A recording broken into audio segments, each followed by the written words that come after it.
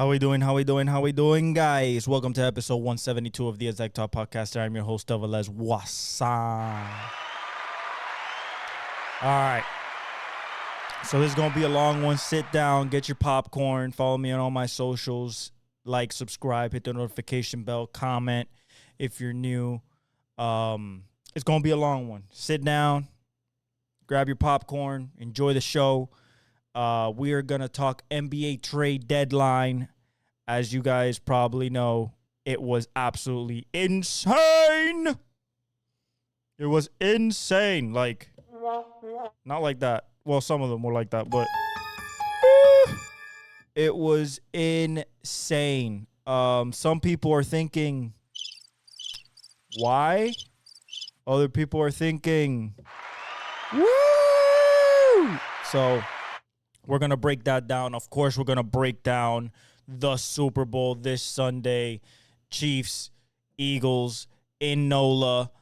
Super Bowl 59. Can't wait to break that down from every which angle. Talking legacy, talking scheme, advantages, disadvantages, what each team's going to try to do, and ultimately my pick, as well as Ohtani not planning to pitch in game till May. We'll talk a little bit about that. But it starts off with another mega blockbuster trade for you guys that are in my age group. I'm 29. So I still remember Blockbuster. If not, something as big as, I don't know, the decision by LeBron, the KD decision to go to the Warriors. It's this magnitude of trade. And Luka Doncic, Luka Magic, 25-year-old, 5-time first-team All-NBA, currently holds the third highest points per game average in NBA history at 28 points a game. Traded to the Los Angeles Lakers for Anthony Davis. That's essentially the trade. The full trade, however, we're going to get into the weeds of this. Before that trade, even though that's the big trade, before that trade, you had a small trade, but a player that's going to move around a lot as we talk about these trades. It was Drew Eubanks and Patty Mills to the Clippers. Utah Jazz get Mo Bamba and PJ Tucker and a 2030 second-round pick and some cash considerations. It's probably just salary dump stuff right here. Not much to see there, but PJ Tucker, pay attention to him. Okay, so Anthony Davis, Max Christie, and a 2029 first-round pick to Dallas. Lakers get Luka Doncic, Maxi Kleber, who broke his forearm or fractured his forearm, and Markieff Morris. It was a 3-team trade.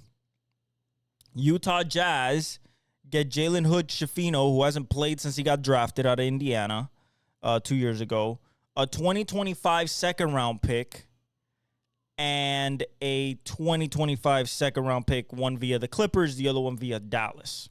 That's the deal. What this means for these two franchises is the Mavericks believe they can win now, and the Mavericks also believed, and this has probably been brewing internally, it seems like Luka's lack of focus onto his body and his conditioning, especially as we saw it in the finals last year where he was he looked exhausted. He was hurt, but he looked exhausted and couldn't play defense against the Boston Celtics. It seems like Nico Harrison just said enough was enough.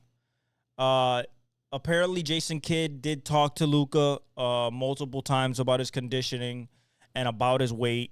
He's around 260, 270 right now. I mean, still averaging almost 30. He's 25. He is a 5-time first-team All-NBA guy. Only 1 year he hasn't been first-team All-NBA. Presumably, he will be a multi-time MVP. His talent is of a multi-time champion. And now he's the face of the Lakers. So the Lakers, what I see from Rob Pelinka, and Nico is the one who called. Nico's the one who called. He said, hey, would you be interested if Luka for AD? And they started chopping it up. And eventually the deal got done behind closed doors. Nobody knew anything. Luka didn't know anything. AD didn't know everything. And LeBron didn't know everything. He was shell-shocked. Luka was shell-shocked. He was shell-shocked at the press conference. He still wants to be a Maverick. His debut will be Monday is what they're shooting for. They originally said Saturday, but it will be Monday. And then AD is not going to play against the Celtics and then probably play. I think he was hurt. He had a calf strain or something like that. So he's going to come back relatively soon as well. Just not against Boston. So let's talk about this in the basketball sense. Luka and LeBron is like having basically two genius. It's like having Isaac Newton and Einstein on the court at the same time. That is the type of basketball IQ that we are talking about. These two amazing players. One is the second greatest player of all time, and the other one has been climbing ranks pretty quickly, and already gets called an all-timer by many basketball heads that have played against him, with him, and have seen him play. But back to like what Nico Harrison was thinking. He was like, hey, I have a 25-year-old mega superstar. And also what Nico probably, I hope that he took into consideration, especially considering that this is not Mark Cuban's full team anymore, since he sold a lot of it. So the decision-making is not really with him anymore. The final say on trades and stuff like that. Because Mark Cuban, after Luka's first year, he said he'll never trade him. And he was going to be a Maverick for life. Luka wanted that. Luka wanted the Dirk Nowitzki path. It was his favorite player growing up. Besides Braun and Tim and, you know, everybody who encompassed his favorite players. Gasol as well. But at the same time, you got to understand that even though it's basically the Saquon Barkley effect, best player, one of the best players in the league, going to, well, you know, the Lakers are not a perennial championship pick as the Eagles are, but it's still the Lakers. Okay, it's still a biggest brand in basketball besides, one could say, I guess, the Knicks and the Warriors. But it's still the Lakers. It's still the brand that has the 17 banners now that Boston has 18. It's the original basketball powerhouse after the Celtics. So what I see monetarily wise, one, Nico's petty. I think Nico, he saw that Luka was eligible for the $345 million Supermax 5-year deal this coming off season because of all his All-NBAs. And he was like, nah. He was like, you're not going to keep getting away with this. You're not going to keep getting away with the fact that you're out of shape. You're not going to keep getting away with the fact that you're kind of lazy.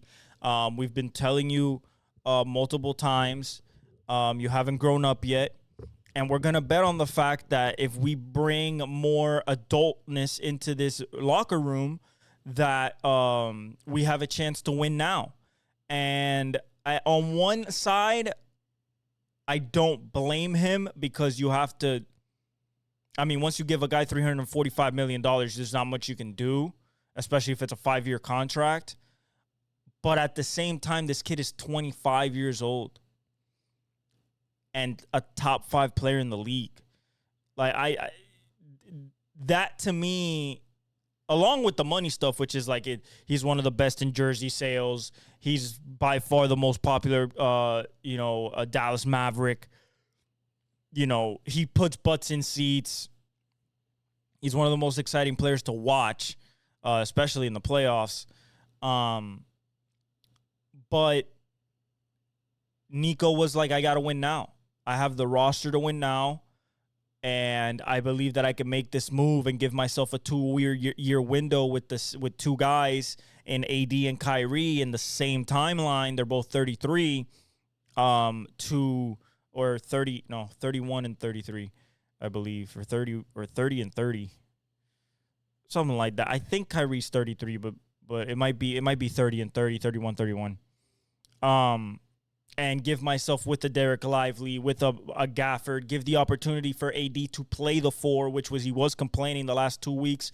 The Lakers like, hey, 5 is not my spot. I want to play 4, but the Lakers didn't have the facility they didn't have the ability for him to play 4 and be effective, because you're not going to put Jackson Hayes out there as a liability offensively. So, the Mavericks made the move, made the call. They started to get to talking. It was just some banter back and forth at the beginning, and then they got serious and got a deal done. Basketball-wise, I worry more about the Lakers just because, like, you got two guys whose usage rate over their career is like over 25% each. Luka being used some of the most egregious ways in NBA history, sometimes 33% of the time in usage rate, highest usage rate last season, and a couple seasons ago. LeBron always having the ball in his hands, needing to get the ball in his hands, but the ball's going to be in Luka's hands. This is Luka's team, and this is an overlying theme over this trade deadline. The era that started with the decision by LeBron, which was the era of player movement, player empowerment. Hey, I want to get out of here. Get me out of here. I run this team. If I want something or I need to get somewhere, you're going to get it done because you're going to keep me happy. Guys, I think that shit's out the window. If Luka Doncic can get traded for essentially Anthony Davis and a first-round pick, I mean, Max Christie's okay, but like Anthony Davis and a first-round pick, not even a 2 first-round, but this is a 5-time All-NBA point guard that averages 28, 9, and 8, is a playoff riser, and is 25 years old. And you get 1 first-round pick, you could tell that the Mavericks wanted to get rid of him. And it has to be something behind the scenes. They fired a lot of his training staff. They fired his massage therapist. They fired his strength and conditioning coach. I mean, they fired a lot of people they fired in January and stuff like that upcoming towards this trade, which might have been like breadcrumbs they might have been thinking about it, but nobody's going to know that. They know after the fact. Hindsight's 2020. Basketball-wise, they're going to figure it out because they're both smart. The first thing that has to happen, LeBron has to give the ball to Luka to run the point guard. LeBron can run all 5 positions. Luka is a point guard, okay, in every sense of the word. Yes, he can score 45, but at the same time, he can dish 15, okay? So I think Luka's at the 1. You got Austin Reeves, and then they made another move, which we'll get to a little bit later, to solidify the center spot, because once they got rid of AD, they didn't have a center. Now they supplied a very young and talented center, not as offensively gifted as AD, but the longest wingspan in the league, and very, very talented center that played at Kentucky, or was it at Kansas? One of those two. So in the AD and Kyrie side, I think they automatically become one of the most deadliest pick and roll duos in the league. You're talking about a guy in AD who can run he can roll from the pick, catch lobs, get out to the 3-point line, shoot the 18-footer midi. Then you got a guy in Kyrie who could do all. You can do it all. And he's a 4-level scorer. He's a 30-foot, 24-foot, 18 to 5, and 5 to 0, level scorer. and the best handles in the history of the league. So I think that that's going to be a great combo. And then on the defensive side, besides Kyrie, who's no slouch on defense, especially, when he wants to guard and steal the ball, Gafford, Lively, AD, just with those three, you have rim protection. You can get out to the three-point line and contest. And you have defensive and offensive rebounding with 3 lob threats for Kyrie. So I think it's a good team. They did open their window up significantly for the next 2 years, but they also closed off probably a 10-year window with Luka. As for the Lakers, people are not expecting them to compete this year. I beg to differ. They're already in the playoffs as we speak right now. They're not in the play-in. They're actually in the playoffs. In the standings, they're 5th. So can they keep this? They're 9-2 in their last 10. Can they keep it rolling as LeBron and Luka start to play together, along with Mark Williams, who they got? But ultimately, I think it was the Mavericks' move to just get rid of Luka, get rid of him before you give him the $345 million deal. He gets traded to the Lakers, loses $117 million, cannot sign for the Supermax, cannot sign for 5 years, has to be a 4-year deal. And at the end of this season, he might not want to sign with the Lakers. Somebody might offer him a bag, and he might want to go play somewhere else with somebody else. You don't know how long LeBron's going to be there. He is the star. It is the Lakers. I think he'll be enamored with it. I think that they'll definitely ingratiate him into the Laker culture, and he'll become a Laker great if he does stay there. But this is not a done deal yet until the extension is signed. Okay, so that's one giant trade, the massive trade, right? Then we have De'Aaron Fox. The same day, De'Aaron Fox. The Kings trade their number 1 superstar, Swiper, and Jordan McLaughlin. Send them to the Spurs with Wemby. So now you got De'Aaron Fox and Wemby, along with Chris Paul. They didn't ask for Devin Vassell. They didn't ask for Keldon Johnson. Nothing. Sacramento got Zach LaVine from Chicago, City Sissoko, a 2025 first-round pick, top 14 protected via Charlotte, a 2027 first-round pick from San Antonio, a 2031 first-round pick from Minnesota, a 2025 second-round pick from Chicago, 2028 second-round pick from Denver, and their own second-round pick in 2028. Chicago Bulls get Zach Collins, Trey Jones, so they lose Trey Jones, the good point guard, and Kevin Huerter. So the Kings get Zach LaVine and lose De'Aaron Fox and Kevin Huerter, which to me is asinine, and just get Zach LaVine back because I don't know if City Sissoko is going to play. Chicago gets Zach Collins, Trey Jones, and Kevin Huerter. Trey Jones could be a good backup point guard to Cody White. Kevin Huerter is going to be a shooter and maybe start now that Zach LaVine's gone. And San Antonio gets De'Aaron Fox to pair with Wemby, Vassell, Keldon Johnson, and they didn't even ask for Stephon Castle. That to me is insane. Now it's tough to defend Wemby, because now it's not Chris Paul that is gonna, that you have to worry about passing him the ball. No. Now it's one of the top 3 fastest dudes with the ball on the court in the league. One of the best steal guys in the league.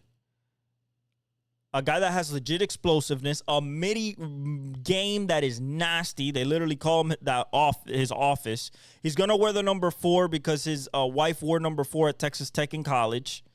Yeah, I think this is great for the Spurs. I think it opens up their possibility to get into the playoffs this year, because De'Aaron Fox is not the type of guy that wants to miss the playoffs 2 years in a row. So I think this opens up. They're close enough to get into the play-in. And I think it's just going to be very tough to figure them out. Once they do figure each other out, I think it's going to be a filling out process. As for Zach LaVine going to the Kings, hey, man, you're going from bottom of the East to even harder bottom of the West. You made a lateral move. You went from 10 in the East to 11 to 10 in the West. You know, that's what you did. You could have gone to Miami. That would have been better for you, but, you know, San Antonio was clearly trying to, once Sacramento opened the door, San Antonio looks like it really, really wanted De'Aaron. So, and then Chicago to get Trey Jones, Kevin Huerter, and Zach Collins for Zach LaVine, your leading scorer, and give up so many first-round picks. Guys, 3 first-round picks, 1 top 14 protected. And that was for De'Aaron Fox. Not Luka. Luka for 1 first-round pick. 1. Incredible. Then the next trade was Hornets and Thunder swap second-round picks. That's nothing. There's no players there. Martin to Dallas for Grimes. So Caleb Martin goes to Dallas for Quentin Grimes, goes to the 76ers, and a 2025 second-round pick to the Sixers. Pistons get KJ Martin from the 76ers, and Philadelphia 76ers get cash consideration, so no player. Well, the Pistons get KJ Martin, a 2027 second-round pick, and a 2031 second-round pick, and at Philadelphia just get cash considerations. I think it's a good move for KJ. Go to a young team where they probably embrace him more. Jaden Springer goes to Houston from Boston for a 2031 second-round pick. I think Jaden Springer could actually blossom there. He can score, and he's a willing defender. It's a guard. New Orleans deals Daniel Tice to OKC for cash considerations and sends also a 2031 second-round pick to OKC. Sissoko goes from the Kings to the Wizards, and you're going to see the Wizards in a lot of these deals right here. They dumped everything, probably Cooper flag hunting. Sacramento gets Jonas Valanciunas, which was somebody that the Lakers were trying to target as their next center. So Sacramento gets Jonas Valanciunas with Zach LaVine. So Zach LaVine basically gets another version of Nikola Vucevic. Sacramento ain't going nowhere. Now it's Sabonis, Valanciunas, and LaVine. Monk. That's going to be interesting. And then City Sissoko for a 2028 second-round pick via Denver and a 2029 second-round pick goes to the Wizards, the dumpster franchise. Then we have another big trade. We have the Bucks, Wizards, and Knicks trade. So the Bucks trade Middleton to the Wizards. Poor Chris Middleton. He's gonna go over there and just rot away the little what he has left in his career. And Milwaukee gets a 6'9" Kyle Kuzma, Patrick Baldwin Jr., who can shoot, and Jericho Sims from the Knicks, who's a high-flying center, and second-round draft compensation. Chris Middleton goes to the Wizards. A.J. Johnson, a young guard from the Bucks, goes to the Wizards. And then the Wizards also get a 2028 first-round pick swap. And the Knicks get DeLon Wright and cash considerations. Milwaukee knew that with Chris Middleton's ankle surgeries and injury history, there was no way that they should risk the last of what they have in the next, I would say, 2 years of this Giannis and Damian Lillard combination with a guy who can barely get on the court and might be a liability of not being able to be on the court in the most precious moments, which is the playoffs. You get a young, hungry Kyle Kuzma who has been kind of running his own show in the Wizards for the last 2 years, learning, and you ingratiate him at the 3, at the 4. Well, not at the 4 because Giannis is a 4. At the 3, maybe at the 2. With Damian Lillard, give him more space to operate because Kyle Kuzma's a legit threat, a 20-point score threat, and then Giannis more operating room as well. I think it's a good move. It's a good defensive move. 6'9", lengthy. Kyle Kuzma can play defense. So you upgrade there. Patrick Baldwin can come off the bench. So can Jericho Sims for Giannis or Brook Lopez and bring some energy, some offensive rebounding, some defensive intensity. So I like that for them. Chris Middleton to the Wizards. He just went to go die, essentially. And DeLon Wright to the New York Knicks. He's just going to ride the bench, most likely. Then the Pelicans trade Brandon Ingram. Finally, we've been waiting for this since, I want to say, even the offseason. It's going to be B.I. Is it going to be DeJounte? Who's leaving? Zion? And they finally got an answer. B.I. goes to the Raptors. The Raptors receive Brandon Ingram. The New Orleans Pelicans receive Bruce Brown, Kelly Olynyk, 2025 second-round pick, and a 2026 first-round pick via Indiana. You traded B.I. for a bag of balls. Bruce Brown, nice role player, and Kelly Olynyk, okay role player, and a second-round pick and a first-round pick. B.I. now goes to R.J. Barrett, Grady Dick, Scotty Barnes, but they're so far down in the standings that he's just going to be there losing. Maybe they can win some. I don't think that they can get back in the hunt, but maybe he can either take over that team or be the number 2, or maybe they want to move on from him in the offseason. We'll see. This is what the Lakers got. This is what the Lakers did in order to get their next center. Now, do I agree with this move? Personally, no, because the guy that you traded was a legit possible, it can be a 20-point scorer in this league, legitimately, and that's being Dalton Connect. So they trade Dalton Connect for Mark Williams, and they trade Cam Reddish. So the Hornets receive Dalton Connect, Cam Reddish, a 2031 unprotected first-round pick, and a 2030 pick swap for Mark Williams. Mark Williams it has the longest wingspan in the league, I believe, longer than Wemby's at 9 feet 9 inches.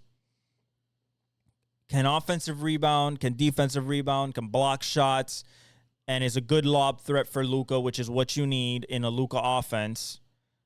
He's young. He's only in his second, third year in the league. He has had some injury history, so we'll see how that goes.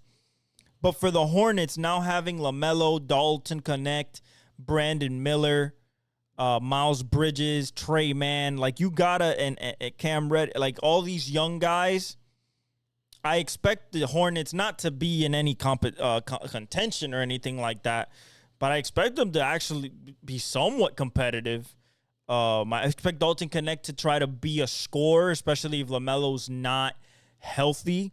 Him and Brandon Miller probably sharing the scoring load. And then Cam Reddish coming off the bench most likely. If not, he starts for defensive purposes. I think it's a good move for the Lakers, bringing in a young center for Luka, kind of like his own version of a Derek Lively in Lakerland. But we'll see how that goes with his injuries and how he develops with the Lakers. Then we got the Jimmy Butler trade. Jimmy said he didn't want to sign an extension with the Warriors, so they deaded it 2 days before the trade deadline. And then came yesterday. Jimmy Butler joins the Warriors in a 4-team trade. Golden State gets Jimmy Butler. Miami Heat gets PJ Tucker. That's another dude that came from the Utah Jazz. So PJ Tucker, Andrew Wiggins, Kyle Anderson, and a protected first-round pick. Detroit Pistons get Lindy Waters, a shooter. Josh Richardson, a shooter. And Dennis Schroeder, a shooter. But I think Dennis Schroeder is going to be on the buyout market. And then Utah Jazz get KJ Martin, so he moves from Detroit to Utah, and Josh Richardson, because Josh Richardson goes from Detroit to the Utah Jazz, and the Utah Jazz also get a second-round pick. Now, what I think about this trade, it's very simple. Do I think Golden State now becomes a championship contender? No. Unless Jimmy's averaging 20 points a night consistently, giving Steph a legit outlet for breaking down plays, getting into the post, helping out Kuminga in his defense, playing perfect defense with Draymond. I think Draymond and him now become one of the two legit duos defensively in the league. That's for sure, especially with Trayce Jackson-Davis on the back line. And it'd be a nightmare if it's Curry, Kuminga, Jimmy, Draymond, and Trayce Jackson-Davis. I think that is a crazy defensive lineup. Of course, not counting Curry, even though he's a good defender. Jimmy wanted out of Miami. Pat Riley wanted him out. We get PJ Tucker, Andrew Wiggins, which is a good defender, Kyle Anderson, and a protected first-round pick. Did we lose the trade? Yeah. But we're the ones that lowered the price because of how he was acting.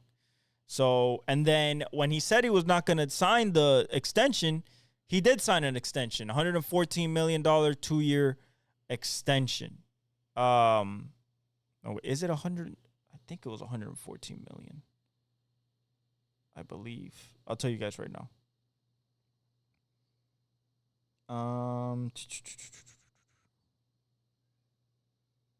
He signs.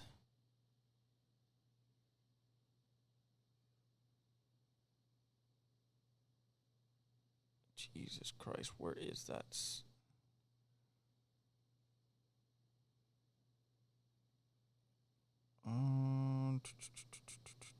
He's out right now, by the way. He's hurt. Or he's not hurt. He's just not playing yet. That was a deal.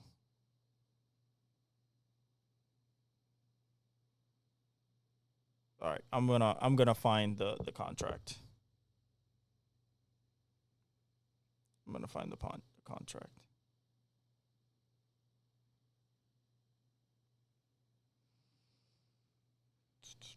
Got to go to Shams because he broke it.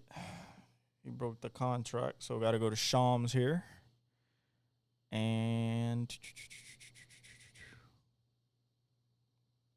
where is the contract at?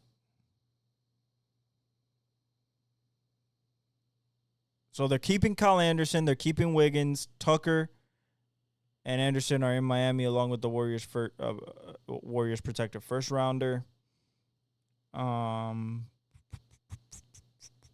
Lonzo Ball signed a new 2-year deal with Chicago, which is big for him after 2.5 years of not playing. 2 years, $20 million. Let's see here. Where is that deal? 2-year, $121 million. So he gave him 2 years, basically puts him on the same timeline as Curry and Draymond. Gets $121 million. And we'll see what happens from there. Like I said, I think this makes the Warriors a better defensive team. What the Warriors would want from Jimmy is for him to stay healthy, help him get to the playoffs, and then turn into Jimmy Butler in the playoffs. If you have Jimmy Butler in the playoffs playing like Jimmy Butler does in the playoffs, and then you have a Curry, then you have a Draymond in playoff mode with Steve Kerr, a more developed squad, in pods, Kuminga, Buddy Hield, I think that they can have, I don't know about a championship shot, but they can make a run. They have a shot at making a run. So do I think this makes them a complete, better than, close to OKC, close to, right now, Memphis, close to the Rockets? No. But if they can give themselves a shot, we've seen Curry win a championship being a 4 seed. So, it's not out the realm of possibility. But do I think it's going to happen? No. But the Jimmy era is out of Miami. I think Andrew Wiggins is going to become our number 2 scorer or number 3 scorer behind Bam and Hero. What I think that this is going to do, especially if we keep Kyle Anderson, we're going to become even a more defensive team. The length of Andrew Wiggins coupled with Bam, you look at a Khalil Ware, Highsmith, we have legit defenders on the perimeter. I think we're going to become a more defensive-oriented team as we already are. Can we find offense? Can Andrew Wiggins be a 25-point scorer and be efficient? Can he take the load off a Hero sometimes? Can he open stuff up for Bam? These are all questions that Miami Heat fans like myself are going to be asking over the second half of the season to see how this trade goes. Then Jared Butler and 4 picks to the Wizards for Jackson. So Reggie Jackson goes to the Wizards from the 76ers with a 2026 first-round pick, less favorable of Oklahoma City and Houston. 5 to 30. That's the from picks 5 to 30. And the LA Clippers. And then Philadelphia gets Jared Butler, a nice young player. 2027 second round pick, most favorable of Golden State and Phoenix. 2028 second round pick via Golden State. 2030 second round pick, most favorable between Phoenix and Portland. And 2030 second round pick via Washington. Washington just let go of a bunch of second round picks basically, and got a 2026 first round pick from the 76ers. I think they're just Cooper flagging it, guys. I think at this point, they're Cooper flagging it. And then another defensive trade for Miami, just stocking up completely on defense. Davion Mitchell, the excellent perimeter defender guard from the Raptors, formerly of the Kings. He goes to Miami, and then Miami sends P.J. Tucker and a 2026 second-round pick via the Lakers and cash considerations to the Raptors. So P.J. Tucker got traded 3 times in the last 24 hours. That boy never even packed his bags, and he was in 3 different cities before he could even get a full night's rest. Crazy. And then more Hornets moves. Hornets get Jusuf Nurkic and a 2026 first-round pick from the Suns. And the Suns get Cody Martin and Vasily Micic, the former, I believe he was a European MVP, if I'm not mistaken, or a very good player over there in Europe, with a 2026 second-round pick. Jusuf Nurkic to the Hornets, just sending him to die over there, essentially. They needed a center, losing Mark Williams, only having Nick Richards. Jusuf Nurkic seemed like the best bet. They went out to go get him. Phoenix Suns getting Cody Martin and Micic. I don't think that that's going to move the needle at all for them. Then the Hawks sent DeAndre Hunter, their best 6-man, essentially, to Cleveland. Big move for Cleveland there, considering that they're going for a championship this year for sure. And the Atlanta Hawks get Karis LeVert and George Niang, 3 second-round picks and 2 future picks, 2 future pick swaps. I think DeAndre Hunter with the Cavaliers is a very good pick. Then the Clippers get busy. Atlanta gets Terrence Mann from the Clippers, so that's a very good piece for Atlanta to get, probably to fill in for that DeAndre Hunter loss. And Bones Highland also to the Hawks. Clippers get Bojan Bogdanovic, so Bogey's on the move for 3 second-round picks to the Clippers as well. Another shooter for the Clips to add to Kawhi and James Harden. Now probably can't double team either of them because Bogey is on the outside, makes them formidable. And then the Houston Rockets get Cody Zeller, who's probably going to ride the bench, if not get released on the buyout market with a 2028 second-round pick. Memphis, Marcus Smart. This was kind of a surprise. They kind of just salary dumped him to Washington. Marcus Smart, and then Memphis gets Marvin Bagley III, who's probably going to ride the bench, and Johnny Davis, who they might try to develop, but I doubt it. 2028 second-round pick and a future second-round pick. The Wizards get Kobe Jones, Marcus Smart, and Alex Len, so basically nothing. And the 2025 first-round pick. So, the Memphis threw him their first-round pick. And then Jake LaRavia, which was a pretty good player for the Memphis Grizzlies, goes to the Kings. So they're getting a little bit better. I don't think they're going anywhere, but LaRavia is a nice piece to get. Then the Clippers trade Kevin Porter Jr. Basically, this is a young player for a young player. Clippers get Marjon Beauchamp from the Milwaukee Bucks. Milwaukee Bucks get Kevin Porter Jr. Two creative guys that can score a little bit, come off the bench, be kind of sparky. Kind of like the same player. One's a forward, one's a guard, but kind of the same function. And then finally, the Pacers send James Wiseman with cash considerations to the Raptors for a future draft pick, top 55 protected. Essentially, nothing. Some dust. That's what they sent them for. Those are the trades. Of course, the Luka, Doncic, Jimmy Butler trade. There was other trades that might have happened. Kevin Durant to the Warriors possibly, but the Suns shut that down. They did not want to get rid of KD, although they seem to have conversations, which might throw off the chemistry in that locker room. The team is already not doing that great. And they said that after this season, depending on where the team ends there will be considerable whole team evaluations at this current construction of this Phoenix Suns team. That just tells me that if they suck, they're going to break this team up. Kevin Durant's probably going to be on the move again. They're going to keep Devin Booker, obviously. They're going to try to get rid of Bradley Beal and try to build something else. They might be a team who might go after a Luka if the Lakers don't come up with the money, which I don't see not doing, but that's also a possibility. So that was the NBA trade deadline. Some craziness for sure, something that we never thought would happen. Luka Doncic going to the Lakers as a 25-year-old phenom for Anthony Davis. But like I said, I think the player empowerment era in the NBA has come to an end. I think GMs and owners have taken back the power of how to build their teams, what they want to do with their teams, not necessarily just catering to their superstars. And like Ant said, he put it perfectly. If Luka can get traded, anybody can get traded.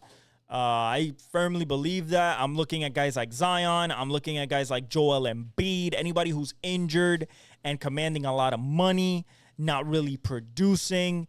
I'm looking at those guys for sure. On another sad note, DeJounte Murray did tear his Achilles tendon, so he is done for the year. So back to injured-riddled New Orleans that is not going to do anything this year. Hopefully Zion just hoops and stays healthy, looks good, is a monster, and maybe next year they'll be better, maybe go after something, or they could do so bad that maybe they get a Cooper Flag, or maybe a Ron Harper or somebody like that in the draft. All right, guys, now we are going to break down the Super Bowl in every which way you guys can think of. Okay? In every which way. Offense, defense, special teams, coaching, scheme. You know what I'm saying? So buckle up. It's about to be a wild ride. You know how I like to get, especially with my Super Bowl breakdowns. As if you've been with me the last few years of this podcast, as we are in episode 172. So let's go to the tail of the tape for now. We don't know the statuses. I'm actually gonna check right now what the news are on Lane Johnson and or not on Lane Johnson, on Landon Dickerson and on Cam Jurgens.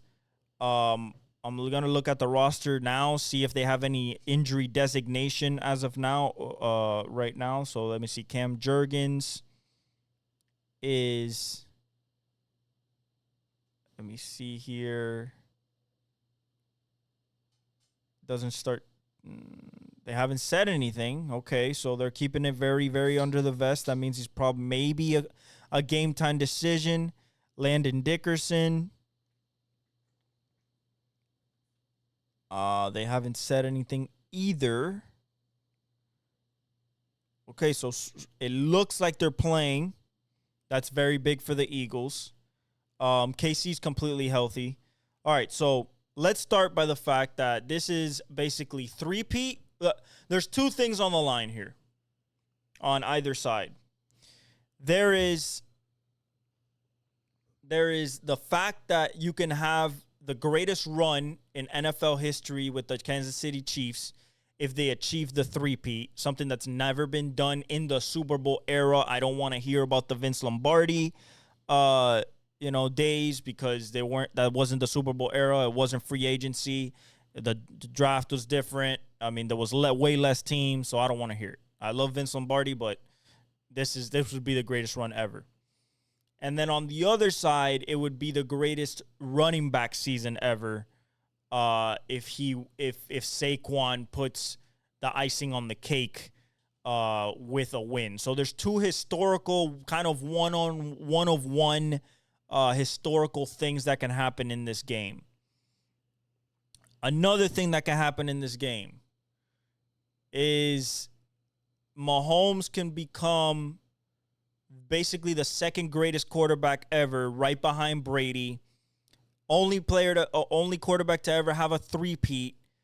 Probably a four-time Super Bowl MVP, which would match, I think, second all-time. I think Brady has 5, because Julian Edelman won 1, Deion Branch won 1, and then he has 7. So I believe he has 5 in total. And actually, no, I don't think Julian Edelman won that Super Bowl MVP. I think it was only Deion Branch. I think he won every other Super Bowl MVP. So he might have 6. But at this age, he only had 3. So it'd be the 4th Super Bowl for Mahomes, three-peat. A three-peat for Andy Reid would put him right behind Bill Belichick in coaches of all time, in my opinion. Passing Landry, passing, Chuck Noll, passing Shula, although not in wins, but, it would be 4 Super Bowls. Spags would probably become the greatest defensive coordinator of all time with his 4th ring. Actually, no, it would be his 5th ring. He won 2 with the Giants, and now about to be 3 with the Chiefs. So it'd be his 5th ring, probably be the greatest assistant defensive coordinator of all time, and right on his way to Canton. Chris Jones will become one of the greatest. I mean, he's already one of the greatest D tackles of all time, but just keep climbing the ladder of that ranking. And then comes Travis Kelce with his 4th ring. Would, in my opinion, especially if he has a big game, become the greatest tight end of all time without debate, with Gronk just slightly edging him out. So that's the historical perspective for this, for the Chiefs. For the Eagles, you have Nick Sirianni shutting up all the doubters, making it to his second Super Bowl in the last 3 years as a head coach. You have Jalen Hurts also shutting up all the doubters, saying that he can't get it done, beating the Chiefs, stopping the three-peat in his second Super Bowl in the last 3 years, only 4 years starting. And then Saquon, probably having the greatest first season for a free agent signing in the history of the NFL. Just needs 30 yards to pass Terrell Davis's all-time record for regular season and playoff rushing yards. He will get that. And if he wins Super Bowl MVP and Offensive Player of the Year tonight, actually, in the NFL Honors, so we find out if Josh Allen or Lamar Jackson wins MVP, I think he's going to go down. He's going to be on a highway trajectory to the Hall of Fame. Then you have guys like Landon Dickerson, Lane Johnson, already kind of, especially Lane, already kind of for first ballot Hall of Famer. Mailata. On the defensive side, you have an emerging superstar in Jalen Carter. Brandon Graham might be playing in this game. He's the only player that has stayed from the last Super Bowl in 2017 when they beat the Patriots. And then you have the whole Georgia squad would win a ring after winning 2 rings at Georgia, that being Jalen Carter, Jordan Davis, Nolan Smith Jr., Kaylee Ringo, Nakobe Dean, who will not play this game, obviously, because of the torn ACL. And there's one more. Nolan Smith, Nakobe, Jalen Carter, Jordan Davis, Kaylee Ringo. And I could have sworn there was one more. And I'm blanking on him right now. But if there is one more. And then Cooper DeJean, Quinyon Mitchell, that young secondary would get their first ring. CJ GJ would get his first ring. So that's what's on the line. And then Kellen Moore would win that Super Bowl, go immediately, stay in NOLA, and become the Saints head coach, that's pretty much done right now. Now, let's break it down. Now that we have the historical context, let's break it down offense to defense and vice versa. Let's start with the Eagles offense to the Chiefs defense. The Eagles offense runs through one guy. The first thing they want to do is establish Saquon Barkley. If they establish 26 going downhill, hitting those 20, 25, 30, maybe some home runs, 60, 70 yarders, then it's going to be a long night for Kansas City. But the thing that Spags does so well, that in 18 straight playoff games, he has held every single running back to under 100 yards. Do I think that he's going to do it with Saquon? I think Saquon is a little bit too talented to hold under 100. Even though Spags probably comes up with a massive game plan for him. But that offensive line really, really does move people. And I think he'll get loose a couple times. I don't know about a 60-yard touchdown because the Chiefs know how to tackle really well. That's going to be a paramount skill that they have to use in this game to limit the explosive run plays by Saquon in this offense. Saquon's average touchdown this year is 32.5 yards. That is absolutely insane. That is the definition of a home run hitter, okay? Now, what you got on the other side is you got that D-line of the Chiefs, the secondary and the linebacking core that mesh together so well and plays Spags defense to a T, doesn't make mistakes and penalties, doesn't get overhyped, is very technically sound in tackling when forcing turnovers. Okay. It's going to come down to, can you stop the play action, especially when they give it to Barkley, on a counter, on a power, when they pull Lane Johnson or Landon Dickerson or Cam Jurgens. And Spags is going to take some chances. He always does. The problem is when you take chances against a good running team, if your linebacker or safety misses his gap and overcommits, Saquon will cut back, stick his foot in the ground, and be out the gate. You cannot allow that to happen. You have to play gap-sound football, be patient, don't overrun the spill, and attack downhill when you see him move laterally. The key to stopping Saquon is to get him to stop his feet. It's the same thing as Derrick Henry. You cannot let him get north to south. If he gets the ball from the shotgun and can see the hole and make a cut and get north to south and get to the second level and third level on your linebackers and safeties, is going to be a long night. If you make him stretch it out, if you hold the edge and make him stretch it out, holding the edge while holding the backside, because he loves the cutback, he has excellent vision. If you string him out to the sideline, use your sideline as your friend, as that 12th defender, then you could limit him. What this game will come down to for the Eagles and the Chiefs when it comes to offense versus defense is gonna be second down. If this is a game where the Eagles are 3rd and 6 constantly, 3rd and 5, 3rd and 6, 3rd and 8, 3rd and 9, the Chiefs will win this game going away. Why? Because Trent McDuffie, the two-time All-Pro, is gonna be on A.J. Brown.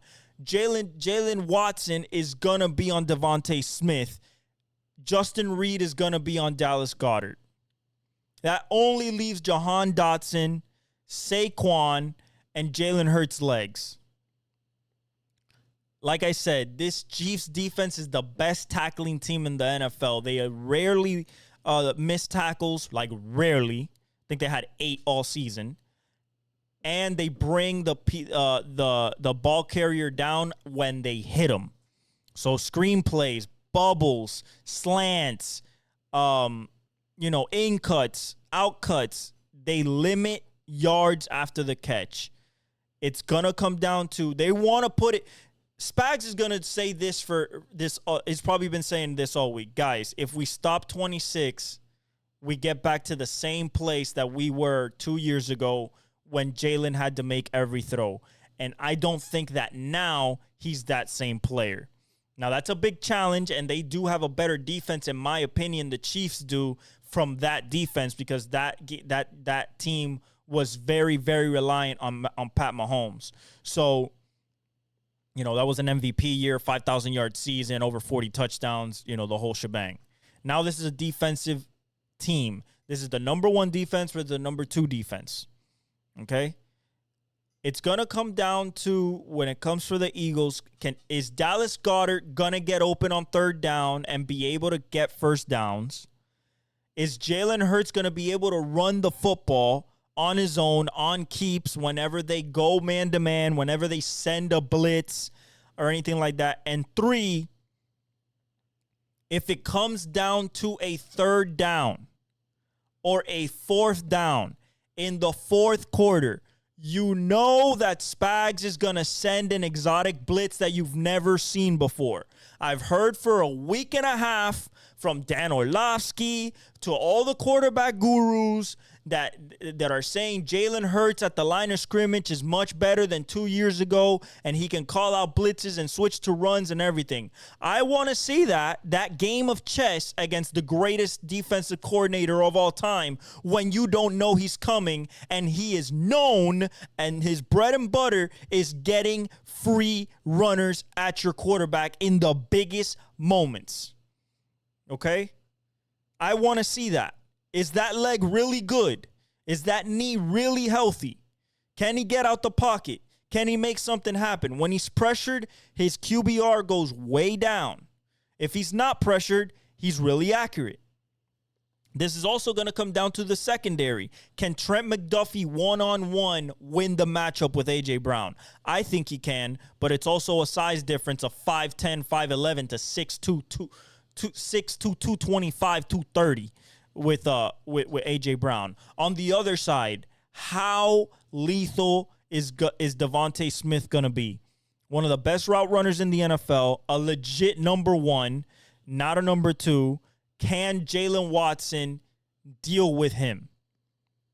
Okay, because he's going to be matched up on him a lot. Same thing with Dallas Goedert with Justin Reed.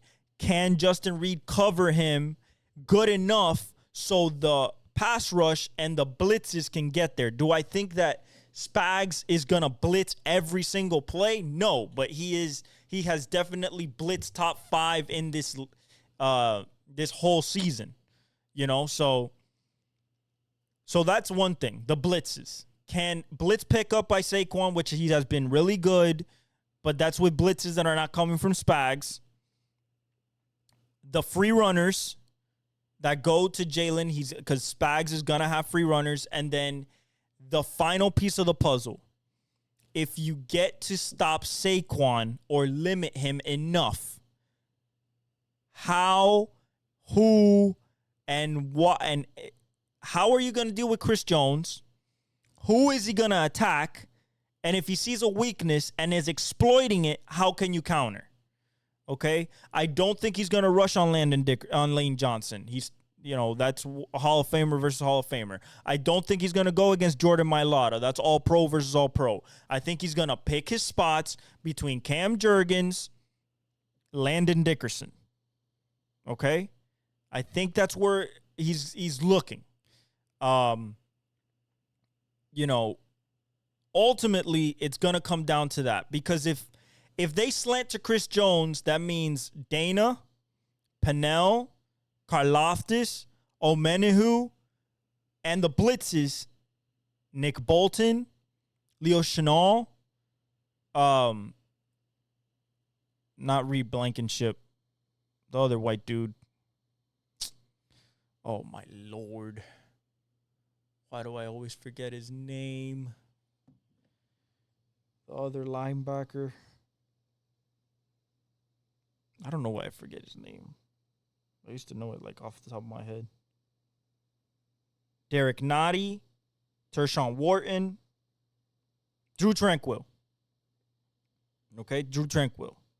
And then also can Shamari Connor, Brian Cook, the second safety next to Justin Reed. And if Najee Johnson has to get in, Jaden Hicks has to get in, Joshua Williams has to get in, can they keep the top on the defense? Okay. Personally, I think that the Chiefs can limit Saquon to under 125. In my opinion, if you keep Saquon under, not 125, if you keep Saquon under 115, 110, that's a win. Because he's averaging 124. He's averaging 125, 140. So that's on the defensive side. For the Chiefs. Can you stop Saquon? And if you can limit Saquon, can you force Jalen Hurts to make a mistake? Jalen Hurts is 0-4 when he has to throw 30 passes a game. Okay? When he throws 30 passes or more a game, or somewhere around that number, 28 to 30, somewhere around that number, they are 0-4. You have to make this a Jalen Hurts game. In my opinion, I think Jalen Hurts throws a pick in this game. I don't know if it's Trent McDuffie. I don't know if it's Justin Reed. It might be Nick Bolton.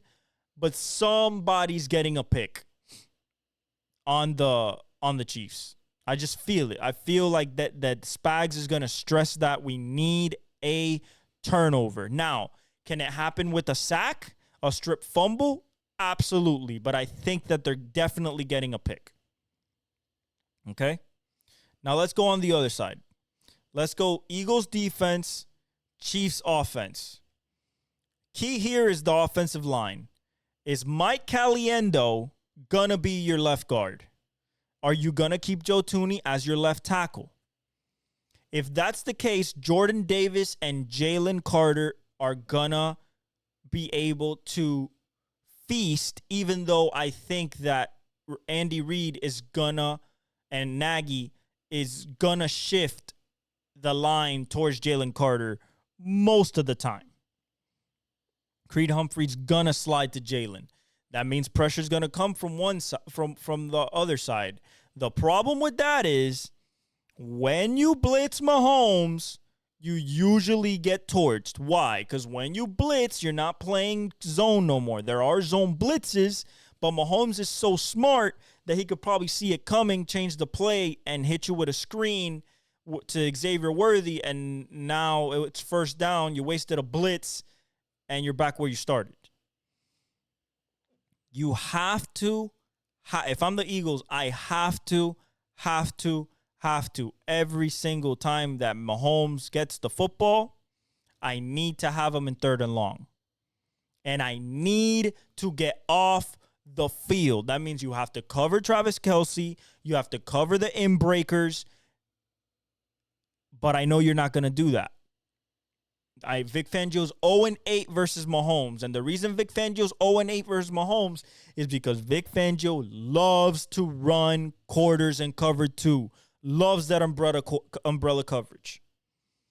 And the thing is, if you run umbrella coverage versus Mahomes, him and Kelce are just going to pick you apart. You got to understand that wherever your linebackers are in a zone, Kelce's going to move them. Wherever safety is in a zone, Kelce will move him. He's going to get open, okay? And he's going to turn upfield.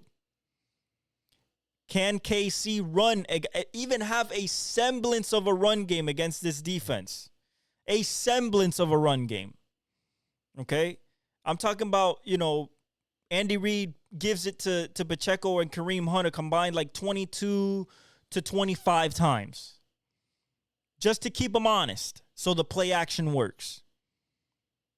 Before we talk about how the offensive line is going to deal with Jalen Carter, Nolan Smith, Josh Sweat, possibly Brandon Graham, Bryce Huff, and all those, let's talk about how this umbrella coverage, Andy Reid, that first drive is going to make it a point, just like he did against the Bills. Hey, you run this against me, we're going to dice you up.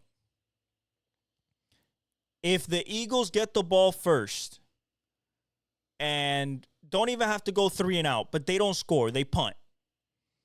That first 15 plays by Andy Reid and Mahomes, they're going to be down 7-0 before they can blink. And now the pressure's on. Okay? That first 15 plays is going to tell us a lot about how Vic Fangio is going to play this offense. If he's going to come out in his umbrella coverage, he's going to try to bring pressure with 4. If he starts getting diced up with in-breakers, slants, screens, maybe a little run against the light box, if that starts happening and the Chiefs basically bully and force Fangio to go blitz, play man-to-man, you're playing right into the hand of the Kansas City Chiefs. You rather play zone, play your own coverage, try to make him make a mistake, than to play man-to-man, and now you're getting picked, rubbed, meshed, flood. I mean, you name it, you're getting it. You name it, you're getting it. You're getting picked, you're getting rubbed, you're getting meshed constantly from places you don't even know it's coming. And it's going to be just 5-yard pass, yards after the catch. Now, the Eagles are the best to stop yards after the catch, but that comes with a caveat. Let's say they bully you into man-to-man. I think Quinyon Mitchell will be on Xavier Worthy. If not, he's on Hollywood Brown. I think Quinyon Mitchell's probably the only guy who could stick Xavier Worthy on a go ball. I don't think Darius Slay has that type of legs, and I don't think Cooper does either, even though he's hyper athletic. If somehow, some way, they've been trying it all year, they've never hit it. But they've been practicing it over and over and over in practice. I know it. They're trying to turn him into this player. They saw a glimpse of Tyreek Hill in him, although he runs way more routes than Tyreek did in his rookie year. If you try one-on-one against Xavier Worthy and it's a double move, or you think he's on an in cut because he hasn't ran a goal ball, and he burns you, Mahomes is launching it. And usually he hits those. especially in the playoffs, especially in the Super Bowl. Okay? So if I'm the Eagles, I'm Vic Fangio. I'm like, yeah, I'm playing my umbrella coverage, but don't let that running game get 4 yards a pop. Don't let no negative plays happen. Because the Chiefs are the masters of situational football and staying in front of the chains. 3rd down, 4th and short. They got plays for everything. They do everything perfect. They execute it like just meticulous detail. That's what the Chiefs are. Andy Reid, Mahomes, Kelsey, the whole offensive line. That's what it is. Meticulous detail. What's the Eagles' defense? Bully. It's bully ball. Okay? It's simple blitzes. We're going to get home with our front four. We're going to play cover 4, cover 2, and we're going to force you to make good throws and good decisions. And eventually we're going to get there. I'm looking at the corners for the Eagles, and I'm not necessarily concerned because I believe they have the talent to cover all the guys, but the Eagles do not cover the tight end well. Neither do the Chiefs, but the Eagles really don't. Okay, Zach Ertz had a big day. Tyler Higbee had a big day. So if you allow Kelsey to get in a rhythm, catch a ball here, 5 yards, first drive. Catch a ball here, 4 yards, first drive. Catch a ball here, break a tackle, 17 yards. If you allow him and Patrick to get in a rhythm, you will not win this game. On the other hand, if you get cute, you try to blitz, and Patrick calls you out on it, and he has a Kareem Hunt or a Pacheco with blitz pickup, you're going to get burnt every single time. His accuracy does not falter in the playoffs. The only thing, Mahomes, you got to pray, if you're the Eagles and you saw this firsthand, Mahomes in the first half or in the first quarter of Super Bowls is not that locked in. If this is a second half game, let's say the score at half is 21-17 Chiefs. 21-17 Chiefs. It's going to be a tough second half for the Eagles. 21-17 Eagles. Still going to be a tough second half for the Eagles. One of the biggest things in this game before they even touch the field is the coin toss. Who gets the ball first? I already know Andy Reid wants to defer. He wants to defer. Why does he want to defer? He believes in that defense. He wants to show that Saquon is not going to beat him. If he forces either a 3-and-out or a punt on the first series, Eagles are in trouble, even if they get into a groove. Because the message has been sent, Saquon is not going to beat us. You're going to have to throw the ball. You're going to have to make good decisions, and that's going to lead to a mistake. It's going to lead to, oh, that window's not there. I'm going to hold it for a little bit more. Here comes Chris Jones. Here comes George Karlaftis. Here comes Amenahue. Here comes, Pennell. Nick Bolton. Here comes a blitz off a cap blitz off the edge. Najee Johnson. Justin Reed coming from his safety spot. You know what I'm saying? So that's what you're going to deal with if the Eagles don't take advantage of getting the ball first. If the Chiefs get the ball first, it might be 7-0 before Jalen Hurts even touches the field. It might be 7-0 before Jalen Hurts touches the field. Now, there is big downsides to either for the Eagles and for the Chiefs. If the Chiefs allow the Eagles to get the ball first and Saquon Barkley in 5 plays, they score a touchdown, adjustments has to be made quick. On the other hand, if the Eagles get the ball, don't score, Mahomes scores, they get the ball, 7-0, second series, still don't, field goal. Let's say the Eagles get to the 30-yard line, and they're not in tush-push range. It's a 4th and 4. Field goal.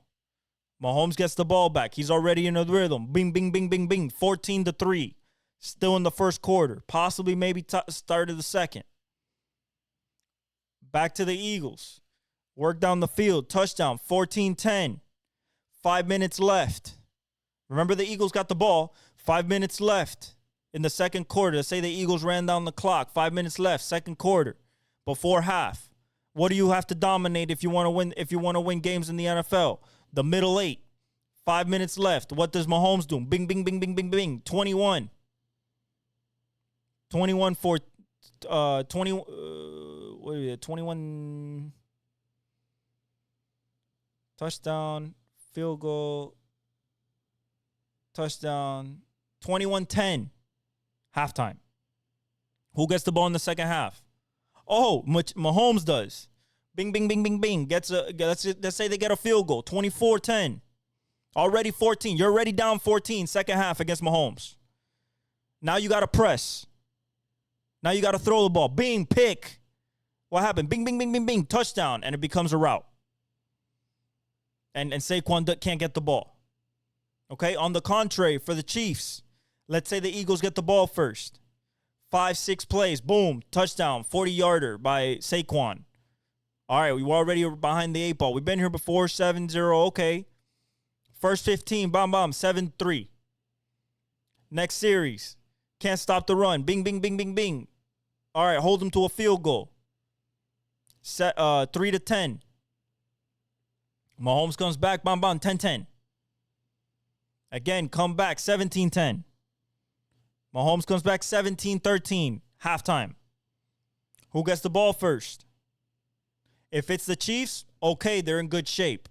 If the Chiefs get the ball first, do nothing with it or get a field goal, and the Eagles get the ball and go to a touchdown 7-3, and then the Eagles, let's say the Eagles score a field goal at the end of the half, 17-13, 17-14, something like that. Or 17-10, or 14-10, or 17. It could be 17. It could be tied. 21-17, whatever it may be. And then the Eagles get the ball in the second half and go Saquon 2-3 plays, boom, 60-yarder. Now you're putting the pressure on Mahomes and giving yourself a shot. So it all depends. That coin toss is going to be so important. Because if the Chiefs get to defer, pressure's on Philly right off the bat. Right off the bat. You got to deal with Chris Jones. You got to deal with Spags. You got to immediately. First play, Saquon. Boom, 1 yard. What are you going to do? 2nd and 9. Second play of the game, 2nd and 9. Big play.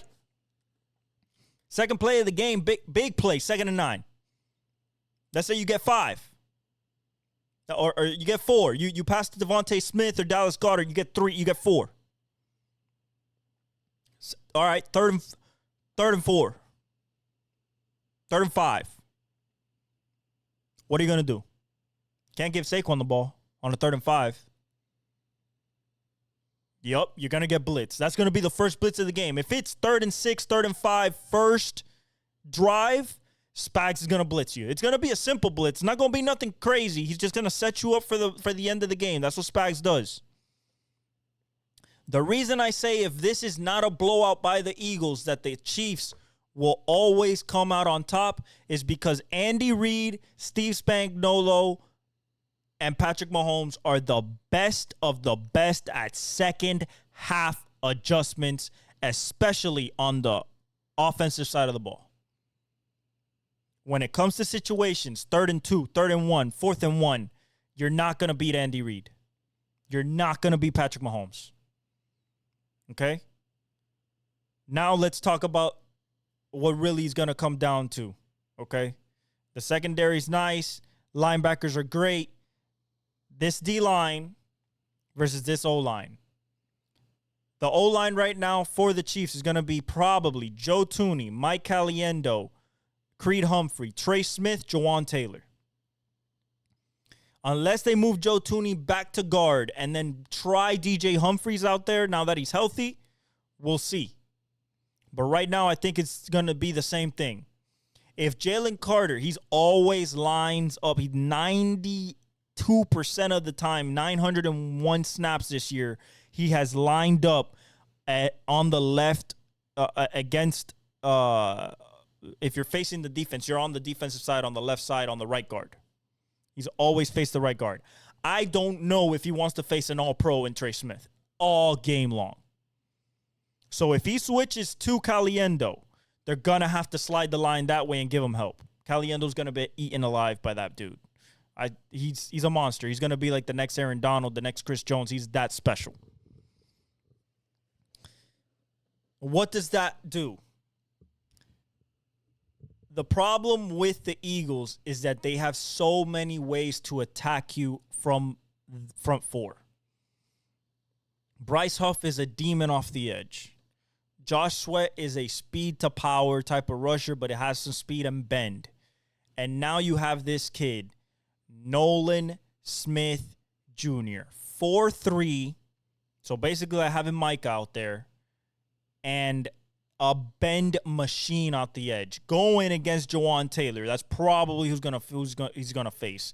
Josh Sweat probably faces Tooney. If I'm Kareem Hunt Pacheco, I have to chip. Have to chip. At least hit him. And then go out on my check down or whatever I'm doing. Mahomes has to get the ball out of his hands quick. So receivers have to get open quick, get off a press, or break the zone. If you blitz Mahomes, Vic has known this. He's lost to him 8 straight times and never beat him. If you blitz him, you better get there. Because Mahomes getting out, he's fully healthy now. Fully healthy. No ankle, no knee, nothing. Fully healthy. Okay? So, if you rush him, you better, or if you play man, you better hope that he doesn't run. And if he runs, he's going to run for first downs. Mahomes always takes off at the best time to take off to get yards. If he sees an alley right as the ball snapped, he's taking off. If he sees backs turned by linebackers, corners, safety, back turn, he's taking off, getting 15, first down. Wipe those downs out the way. He got a fresh pair of downs, 15 yards down the field, and the play wasn't even ran. And it happens every single Super Bowl. He won against the 49ers last year on a run. So if I'm the Eagles, I have to have a spy. Zach Bond, please spy Mahomes. Now, Oren Burks, not N'Kobe Dean, is going to be responsible. And Zach Bond are going to be, and Reed Blankenship are going to be responsible for Kelsey on third down. Do not let him get open. If you let him get open, Mahomes is going there, and the first down is going to happen. On fourth down, be prepared for anything. Corn dog motion, orbit motion, motion back and forth, 2 people shifting, getting set, anything, mesh, flood, rubs, screens, slants, anything on fourth down, because there's going to be a fourth down in this game. A 4th and 2, a 4th and 4, a 4th and 3 late in the game to ice the game, possibly. And Andy Reid and Mahomes are going to be ready. Or the Eagles going to be ready. Same thing for the tush push. It better be as successful as it's been. Do not get caught running the tush push and getting stopped. Do not get caught like that. Okay? That is very, very bad. What I'm looking for on the outside, if we're talking about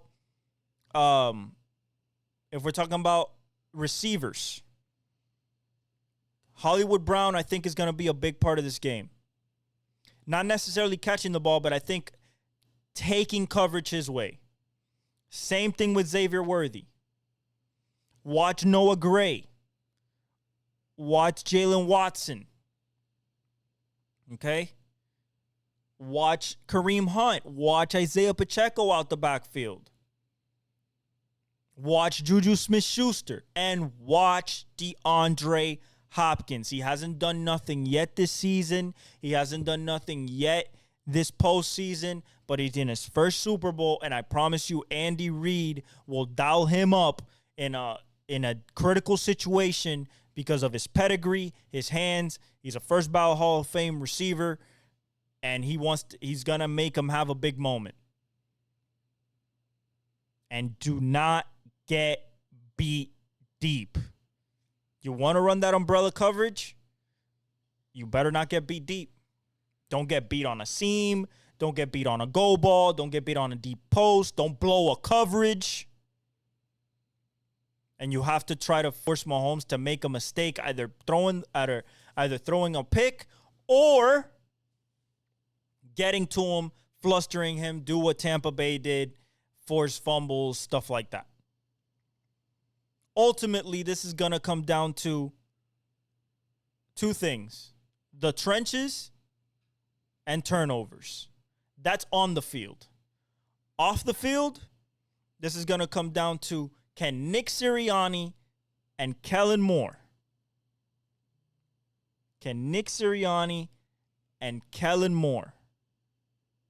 out-coach Andy Reid and Steve Spagnuolo?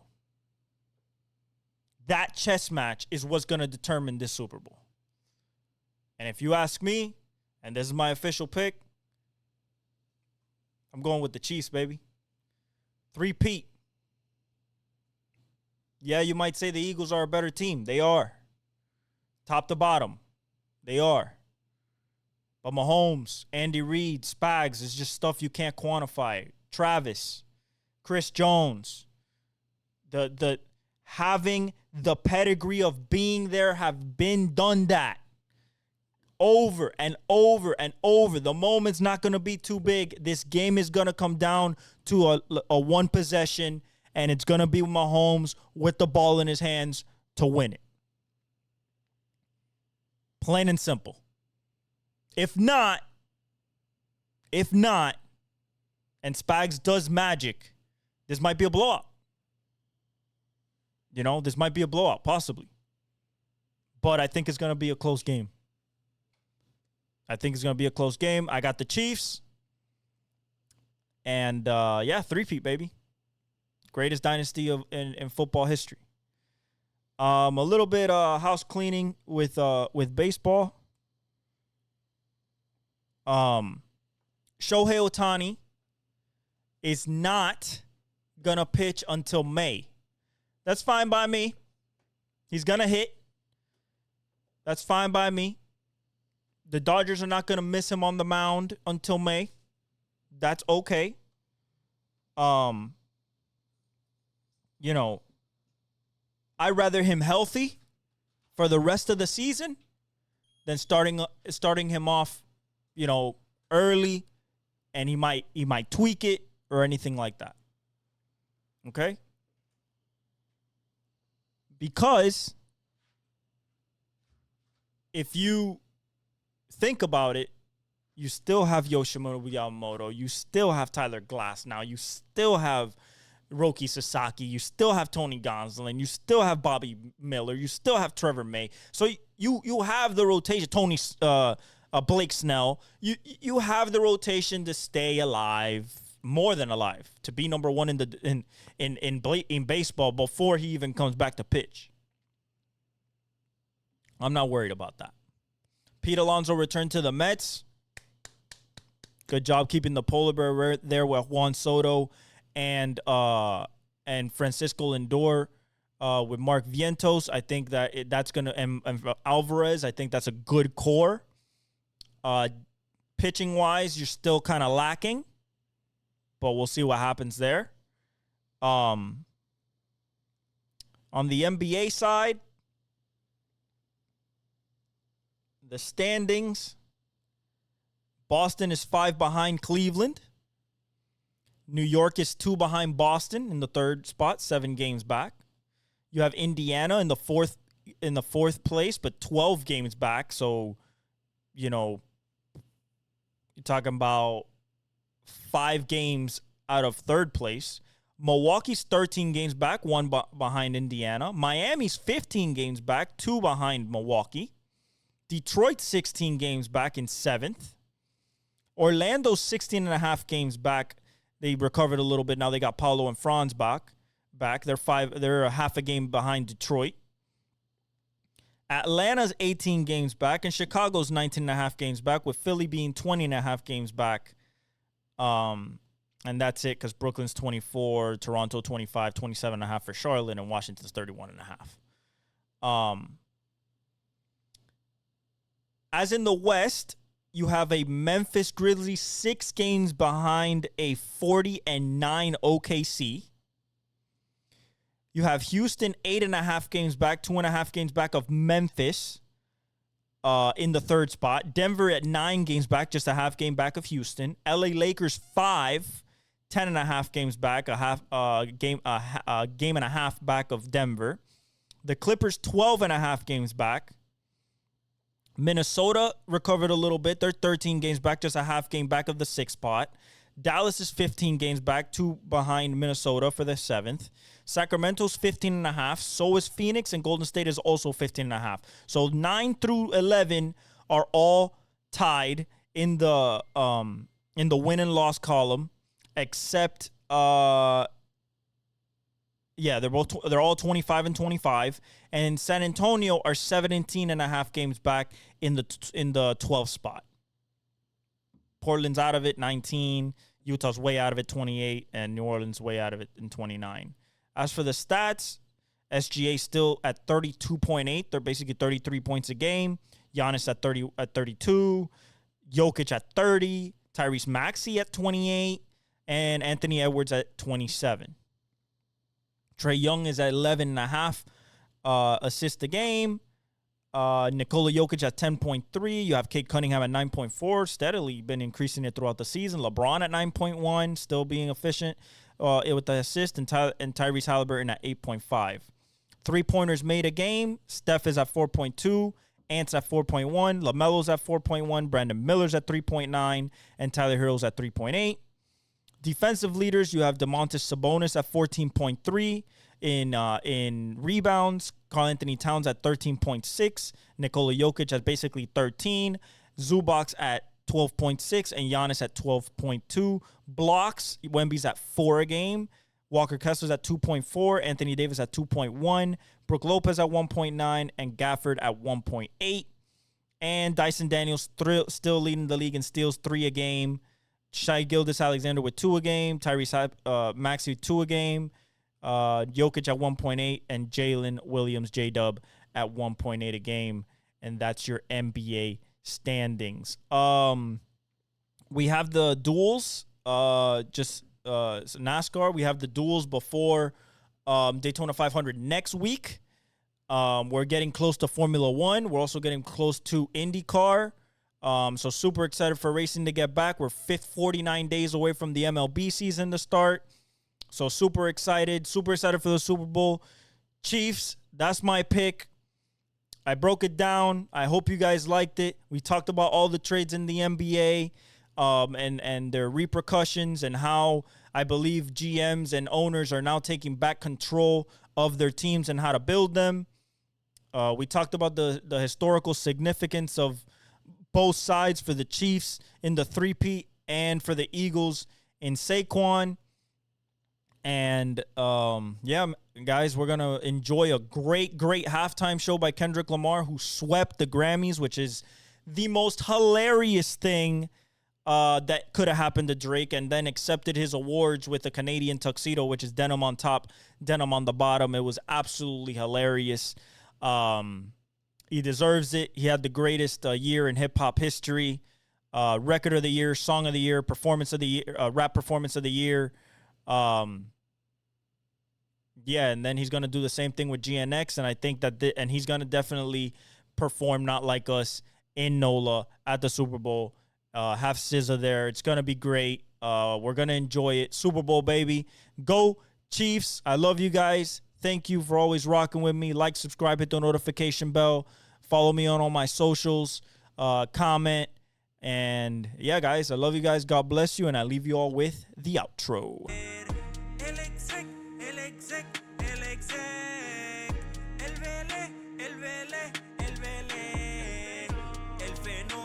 Que todos quieren ser el chamaquito que no pueden